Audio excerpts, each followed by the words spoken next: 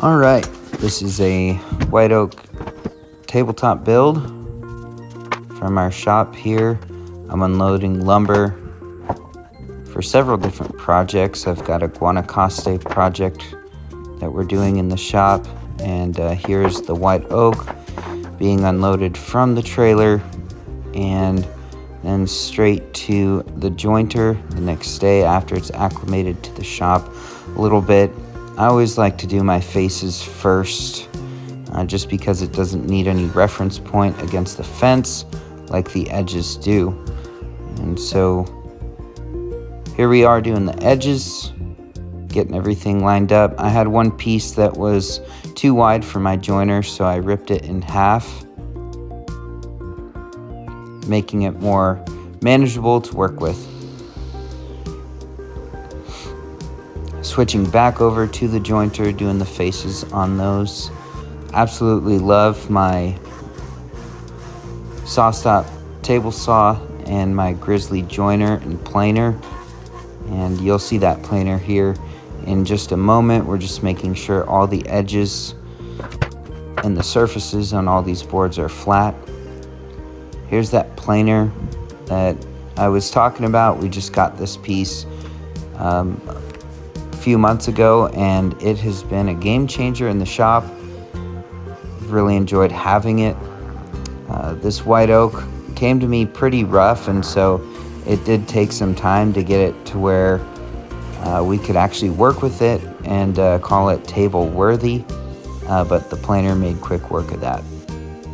One thing you'll see me doing here is my Jess M table saw guides are being put to use, and those are really amazing. They almost act as a feather board, and they prevent kickback, and they just keep that piece held in place. Just an extra set of hands that I don't have to worry about getting close to that table saw blade, even though we're using the SawStop system, which has proven to be really, really safe. Next, I got to set up my domino. I've already marked out where all the slots will go, and I love the Festool domino system. Virtually no dust from it, and this is just a really long run of me running those domino slots, and then we've got Kenton in the back. He's probably working on those Guanacaste end tables.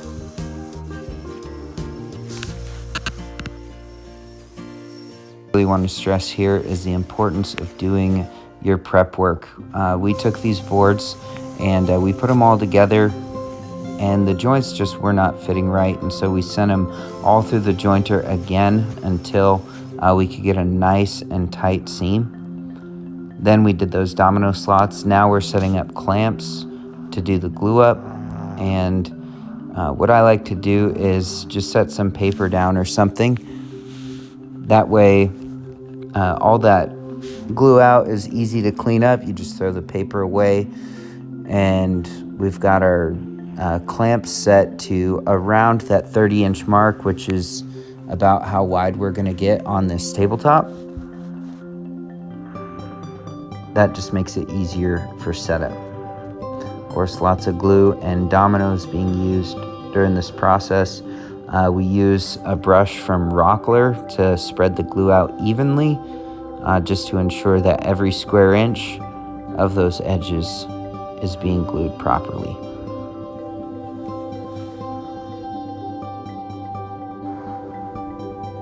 This next step is really important. We just use some face clamps to get that downward pressure that we need, and then we cut everything to length here using the Festool track saw.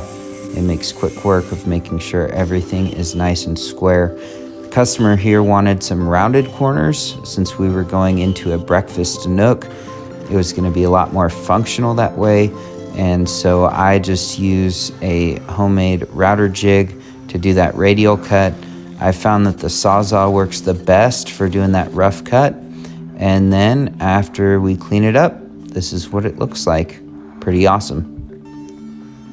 Here's Kenton just making sawdust, his favorite thing to do. I'm not sure why The video is so hazy here, but lots and lots of sanding. Right now I'm just sanding all of those epoxy spots that we had filled to make sure those are nice and flush before we move on to final sanding. This part, I'm doing all the touch-up work. I'm using a shop light to see all of the scratches that I made with previous grits. I'm filling cracks and voids with epoxy or homemade wood putty. Making sure it's absolutely perfect. Now we're using the raw wood cleaner from Rubio Monocoat, and then I went with a Precolor Easy White, and on top of that I used the Oil Plus 2C to get the mist color. And here's some pictures of the final product in the customer's home. They absolutely loved it, and we were happy with how it turned out.